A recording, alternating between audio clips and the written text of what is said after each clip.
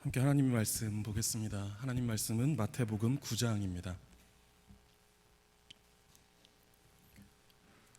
하나님의 말씀 마태복음 9장 14절에서 26절까지의 말씀입니다.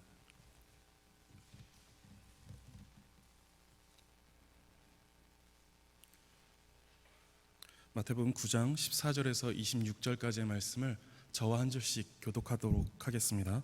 14절입니다.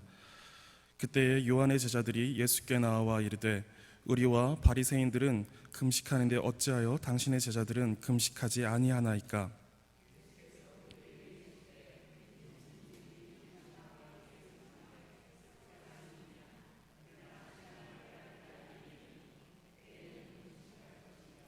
생배 조각을 낡은 옷에 붙이는 자가 없나니 이는 기운 것이 그 옷을 당기어 헤어짐이 더하게 되며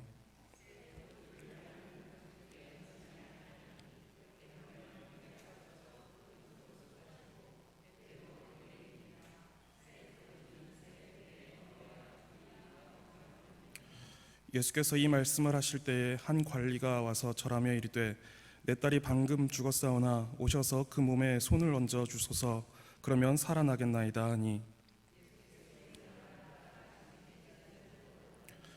12해 동안이나 혈루증으로 앓는 여자가 예수의 뒤로 와서 그 겉옷가를 만지니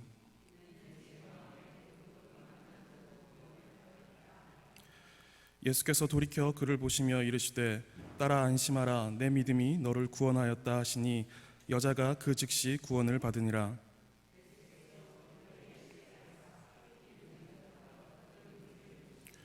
이르시되 물러가라 이 소녀가 죽은 것이 아니라 잔다 하시니 그들이 비웃더라.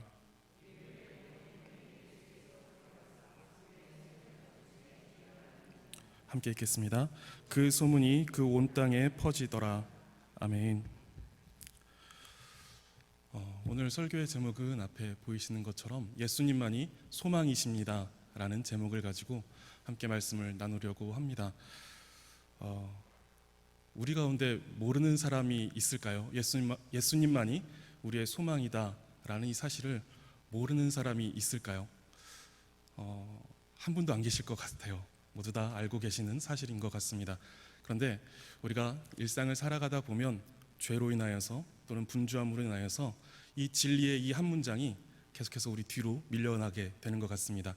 그런데 이 말씀, 오늘 말씀을 이렇게 전하는 이유는 그 뒤로 밀려났던 예수님만이 소망이십니다 라는 이 한 문장이 다시금 이 전면에 와서 우리의 삶을 인도해 가시기를 바라는 그런 마음에서 말씀을 전합니다. 이 예수님만이 소망이십니다 라는 이 제목을 기억하시면서 우리 함께 하나님의 말씀을 들었으면 좋겠습니다. 유대인들은 율법을 따라 1년에 한 번 대속죄일에 금식을 행하였습니다. 그리고 그들은 금식을 기도와 자선과 더불어서 경건의 새 기둥이다 라고 이렇게 생각하였습니다. 그래서 당시의 바리새인들 그리고 세례 요한의 제자들은 1년에 한 번이 아니라 매주 2번에 걸쳐서 금식을 행하였습니다. 이러한 배경 속에서 이제 세례 요한의 제자들이 예수님께 나아옵니다. 그리고 예수님께 묻기를 우리와 바리새인들은 이렇게 금식을 하는데 어째서 당신의 제자들은 금식을 하지 않습니까? 라고 이렇게 묻고 있는 것이죠. 그들에게 있어서 경건한 자는 이 금식이라는 경건의 기둥을 붙들고 있어야만 했던 것입니다. 그래야만 경건한 자다라고 할 수 있었던 것이죠. 그러자 예수님께서 그들에게 혼인집 손님들이 신랑과 함께 있을 동안에 슬퍼할 수 있느냐? 그러나 신랑을 빼앗길 날이 이르리니 그때에는 금식할 것이니라 라고 이렇게 말씀하십니다. 지금 예수님께서 제자들과 함께 계심을 혼인집에 손님들이 신랑과 함께 있는 것으로 예수님은 비유하고 계십니다.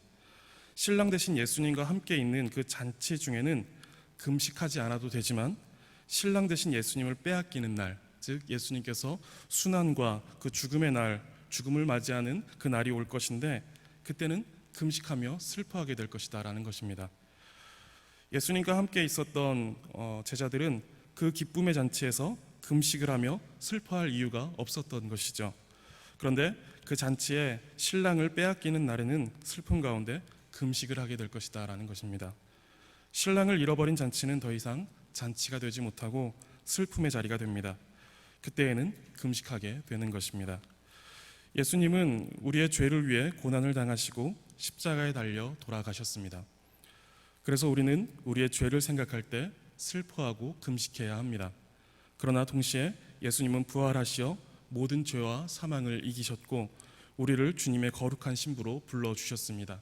그리고 우리와 함께하여 주십니다.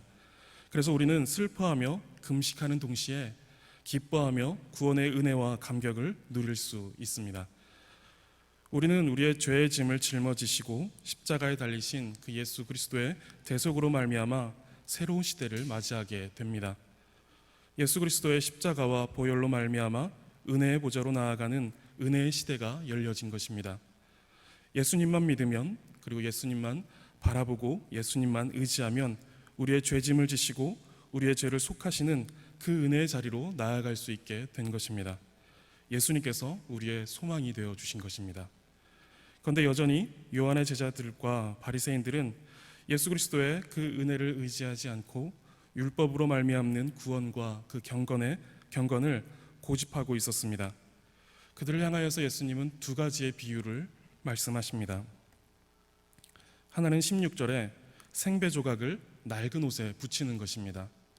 낡은 옷에 새 옷감을 기우게 되면 당장은 쓸만해 보일지 모르겠지만 새 옷감이 이미 탄력을 잃어버린 낡은 옷을 잡아당기게 되면서 옷 전체를 망가뜨리게 됩니다. 입지 못하는 옷이 되어버리게 되는 것이죠. 또 하나의 비유는 17절에 말씀하시는 새 포도주를 낡은 가죽 부대에 넣는 것입니다. 아직 발효되지 않은 새 포도주는 가죽 부대에 넣으면 그 속에서 발효가 되면서 팽창되어 처음보다 부피가 커집니다. 그래서 신축성이 있는 새 가죽 부대는 새 포도주의 그 팽창력을 견딜 수 있지만 낡은 가죽 부대는 탄력과 신축성이 없기 때문에 그 팽창력을 견디지 못하고 터지게 된다는 것입니다.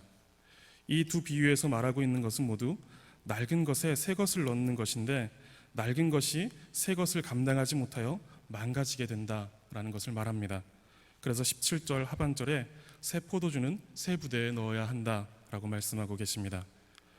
새 것을 받아들이기 위해서는 새롭게 되는 변화가 있어야 한다라는 것입니다.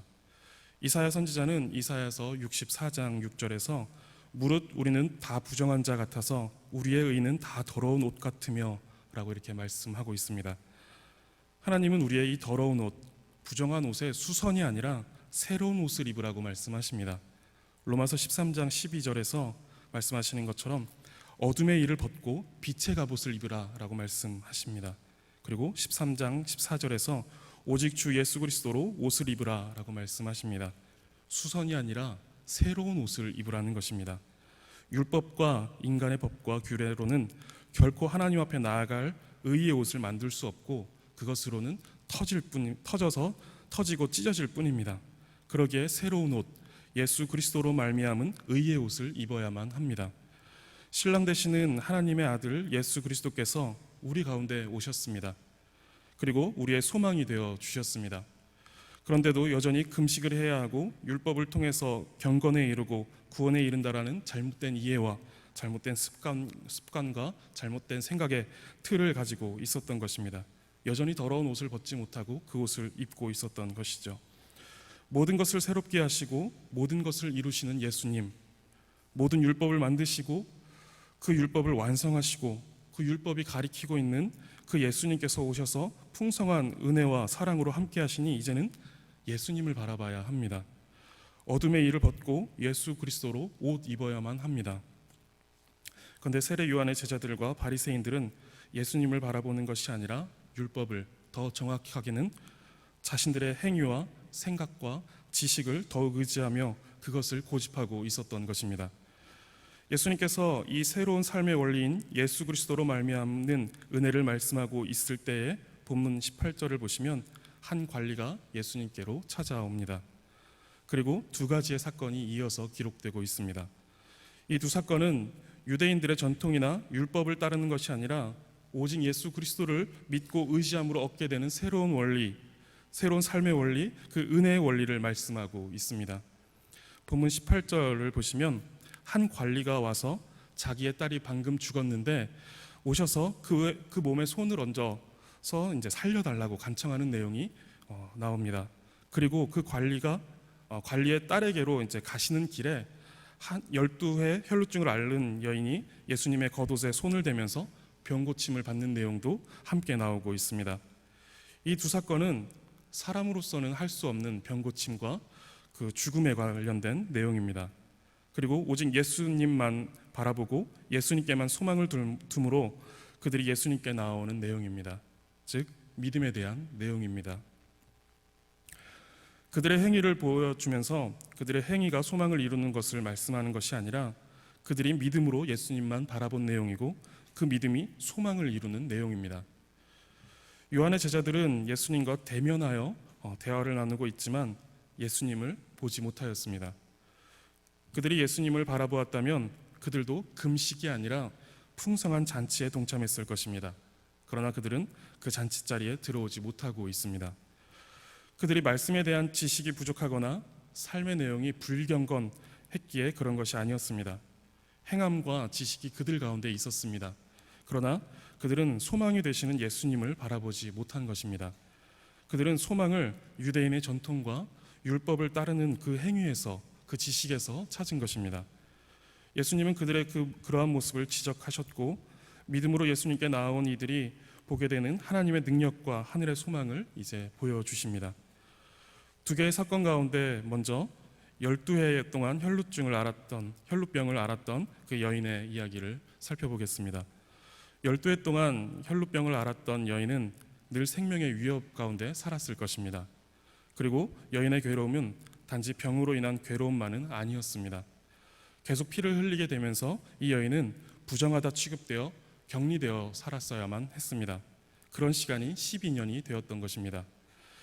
이 여인은 그 12년 동안 발버둥 쳤습니다. 자포자기하면서 그냥 살아갔던 것이 아닙니다. 괴로움에 몸부림친 기간이 12년이었던 것입니다. 마가복음을 보면은 이 여인은 많은 의사를 찾아다녔다라고 말하고 있습니다. 그리고 자신의 병을 고치기 위해서 자신이 가지고 있었던 모든 재산을 다 쏟아부었다라고 이렇게 말씀하고 있습니다. 그런데 그렇게 많은 의사를 찾아다녔고 모든 재산을 쏟아부었지만 이 여인의 병은 나아지지 않았고 점점 그 증세가 중하여져 갔다, 심각해져 갔다라고 이렇게 기록되어 있습니다. 그러한 중에 이 여인은 예수님에 대한 소문을 듣게 된 것입니다. 그리고 그 들음으로 인하여서 이 여인에게 믿음이 생겼던 것이죠. 그래서 이 여인은 예수님이라면 그분의 옷 끝에 손만 닿아도 자신의 병이 고침을 받을 수 있을 것이다 라고 생각하고 그것을 믿게 되었던 것입니다. 그렇게 그 여인은 그 소망을 갖고 온 힘을 다하여 예수님께로 나아갔습니다. 부정하기에 사람들로부터 사회적으로 격리를 당하며 살아갔기 때문에 그 여인은 그 사람들 사이에 들어가서 예수님께로 나아갈 수 없었습니다. 그러나 이 여인은 그 무리 사이를 비집고 들어가 마지막 몸부림으로 자신의 목숨을 걸고 예수님께로 향했던 것이죠. 마지막 몸부림으로 예수님의 옷자락을 향하여서 손을 뻗은 것입니다. 그리고 그 여인은 예수님의 옷자락에 손을 대었고 손을 댄 순간 이 여인의 병은 고침을 받았습니다. 율법은 이 여인을 부정하다라고 정죄하였습니다. 그리고 그 여인은 절망 가운데 12년을 살았습니다. 의사를 찾아갔고 모든 재산을 병을 고치는데 다 허비하였습니다. 그러나 그 여인은 소망이 아니라 더 깊은 절망 가운데로 빠졌습니다. 의사들과 모든 재산을 쏟아부었으나 소망이 아닌 절망 가운데로 빠진 것입니다. 그런데 이 세상 어디에서도 찾지 못한 소망을 이 여인은 발견했습니다. 바로 그 소망은 세상에 있지 않았고 율법에 있지 않았습니다. 그 소망은 예수님께만 있었습니다. 모든 소망과 간절함을 담아 힘겹게 뻗은 그 여인의 손끝은 예수님을 향하고 있었습니다. 여인이 모든 절망과 어둠 속에서 바라보았던 유일한 소망의 빛은 예수님이었습니다. 예수님은 그 간절한 손길을 외면하지 않으셨습니다. 여인의 손이 예수님의 그 옷깃에 닿자 예수님은 많은 무리 가운데 수많은 손이 예수님의 옷깃을 스쳤을 텐데 그 수많은 손길 중에 이 여인의 손길을 알아채십니다. 믿음으로 예수님을 바라보며 그 믿음으로 예수님을 소망하며 다가와 그 예수님의 옷자락을 만진 그 여인의 손을 예수님은 보셨던 것입니다. 그리고 예수님은 여인을 향하여서 따라 안심하라 내 믿음이 너를 구원하였다라고 이렇게 말씀하여 주십니다. 여인의 병을 고치고 그뿐 아니라 그 병으로 인한 사회적 격리 그리고 율법의 정죄에서 벗어나는 유일한 소망은 예수님이었습니다.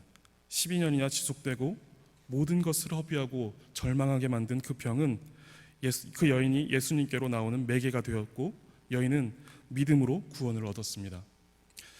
이 믿음이 없이는 예수님의 옷자락이 아니라 예수님의 몸을 만졌다고 해도 아무런 역사가 일어나지 않았을 것입니다. 예수님만이 소망이시다라는 이 믿음이 구원으로 이 여인을 이끌어 갔던 것입니다. 또 하나의 사건인 관리의 딸을 살리시는 사건도 마찬가지입니다. 관리의 딸은 이미 죽었습니다. 예수님께서 그 집에 갔을 때는 이미 딸의 죽음이 확실시되어서 그들의 장례 풍습에 따라서 피리를 불고 곡하는 무리들이 있었습니다. 그런데 예수님께서 그들을 물러가라 하시고 그 소녀의 손을 잡아 일으키십니다. 죽은 관리의 딸을 살리신 것입니다. 관리는 예수님께서 자신의 죽은 딸을 살리실 능력이 있음을 믿었고 그 예수님께 소망을 두었던 것입니다. 이 관리는 다른 복음서에 따르면 회당장 야이로입니다. 야이로는 예수님을 믿었는데 그 믿음은 죽은 자를 살리시는 분, 생명의 주관자이신 생명의 주인이신 예수님으로 이 회당장 야이로는 예수님을 믿었던 것입니다. 그의 믿음은 죽은 자를 살리시는 생명의 주인이신 하나님을 향한 예수님을 향한 믿음이었던 것입니다. 야이로의 이 믿음은 죽은 딸을 살릴 유일한 소망이신 예수님께로 이끌었습니다. 그런데 24절 하반절에 보시면 야이로의 집에서 피리를 불고 곡하던 자들이 예수님께서 물러가라, 이 소녀가 죽은 것이 아니라 잔다라고 말씀하셨을 때 그들은 비웃었다라고 이렇게 기록하고 있습니다. 이들은 한두 번 장례를 해본 것이 아니었기에 그들의 눈에는 이 아이가 죽은 것이 분명한데 예수님께서 그 아이를 보시고 죽은 것이 아니라 잔다라고 하시니 그들의 생각에는 예수님의 그 말씀이 실없는 이야기처럼 들렸었던 것입니다. 야이로는 죽은 딸을 살리기 위해 예수님께 나아갔고 곡하던 자들은 죽은 딸을 살리기 위해 찾아오신 예수님을 비웃었습니다. 이들의 확연한 차이를 가져온 것은 예수님을 향한 믿음이었습니다.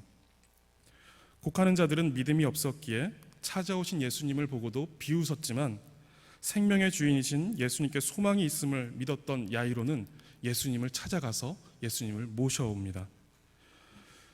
12년 동안 혈루병을 앓았던 여인 그리고 회당장 야이로는 예수님만이 그 지독한 병을 낫게 하시고 죽음의 권세에서 구원하실 수 있다는 믿음과 소망을 가지고 있었던 것입니다. 그 믿음으로 그들은 예수님으로 말미암는 그 은혜의 시대, 그 잔치의 자리에 들어오게 된 것입니다. 우리가 이 혈루병 12의 혈루증을 앓았던 부정한 여인과 같고 죽음에 넘겨진 그 딸의 아버지와 같습니다. 소망이 없고 우리로서는 할 수 없는 그 인간의 한계점에서 절망 가운데 살 수밖에 없는 사람들이었습니다. 예수님이 없는 인생의 모든 수고와 모든 소유는 우리를 허망한 끝으로 데려가고 절망의 자리로 이끌어갈 뿐입니다. 율법은 우리의 죄를 지적하였습니다. 아무도 그 율법의 정죄에서 자유로울 수 없었습니다. 그 죄는 12의 앓은 혈루증보다도 더 지독합니다. 그 죄는 우리를 죽음이라는 최종적 한계로 넘겨버립니다. 율법은 우리가 그런 자들임을 알려줍니다. 그런데 우리로서는 불가능한 율법의 요구에 예수 그리스도께서 대신 순종하여 주심으로써 혈루증보다 지독하고 죽음보다 강력한 우리의 죄를 씻어주시는 그 은혜를 입게 되었습니다. 우리가 짊어져야 할 그 죄의 십자가를 예수님께서 지셨고 우리가 흘려야 했던 피를 예수님께서 대신 흘리셨습니다. 우리가 실패하여 죄와 저주 가운데 놓이게 된 율법에 예수님께서 우리를 대신하여 모두 순종하여 주셨습니다. 이 두 사건은 이 믿음에 대하여서 우리에게 말씀하여 주고 있는 것입니다. 그리고 예수 그리스도만이 우리의 소망이 되시는 은혜의 시대의 새로운 원리를 우리에게 알려주고 계신 것입니다. 오직 예수 그리스도만이 우리의 소망이십니다. 예수 그리스도를 믿음으로만이 우리는 모든 질병에서 그리고 괴로움에서 죄에서 죽음에서 건짐을 받고 구원에 이를 수 있습니다. 당시 유대인들은 예수님과 함께 있었으나 여전히 율법주의에 빠져 가까이 계신 예수님께 나아가지 못했습니다. 그러나 병들고 죽음의 고통을 겪고 있던 두 사람은 예수님께 소망을 두고 신랑이 되시는 예수님과 함께 구원과 그 은혜의 풍요를 맛보는 잔치자리에 나아갔습니다. 우리 인생의 유일한 소망은 예수 그리스도이십니다. 우리는 여전히 죄 가운데 살아가면서 병들고 외롭고 괴로운 인생을 살아갑니다. 그리고 모두 죽게 됩니다. 이 세상에 그 무엇도 이러한 절망스러운 인생에 참된 소망을 줄 수 없습니다. 세례 요한의 제자들과 바리새인들은 그 소망을 유대인의 전통과 율법주의라는 헛된 곳에서 찾았습니다. 그리고 그들은 예수님께 왜 당신의 제자들은 우리처럼 금식하지 않느냐라고 말합니다. 왜 이 전통과 율법을 따르지 않느냐라고 말하는 것입니다. 그들의 말은 잘못된 말이 아닙니다. 금식해야 합니다. 그리고 율법을 따라야 합니다. 그런데 소망은 금식에 있거나 율법에 있는 것이 아니라 예수님께만 있습니다. 이 믿음이 있을 때 금식도 의미가 있고, 이 믿음이 있을 때 율법도 참된 의미를 가질 수 있습니다. 그렇지 않고는 그것을 통해서 우리가 얼마나 절망스럽고 비참한 인생인가를 확인하는 것밖에 되지 않습니다. 온 세상이 헛된 것을 우리에게 강요하고 거기에 소망이 있다라고 하여도 절망 중에 오직 예수님께만 소망을 두고 예수님께로 나아가 그 옷자락에 손을 댄 여인처럼, 그리고 죽은 딸의 살아남을 구한 아버지처럼 예수님께 소망이 있는 줄 알고 예수님께로 나아가시기를 바랍니다. 예수님이 없는 삶, 예수님을 모르고 예수님을 바라보지 못하는 인생에게 모든 것은 결국 그 삶이 얼마나 절망스럽고 비참한가를 알려줄 뿐입니다. 40일 금식을 하고 그것으로 자신의 자랑과 공로를 삼을 뿐 예수님께 소망을 두지 못한다면 40일 금식은 아무 의미가 없습니다. 그러한 종교적 열심과 고행은 다른 종교에서도 얼마든지 발견될 수 있습니다.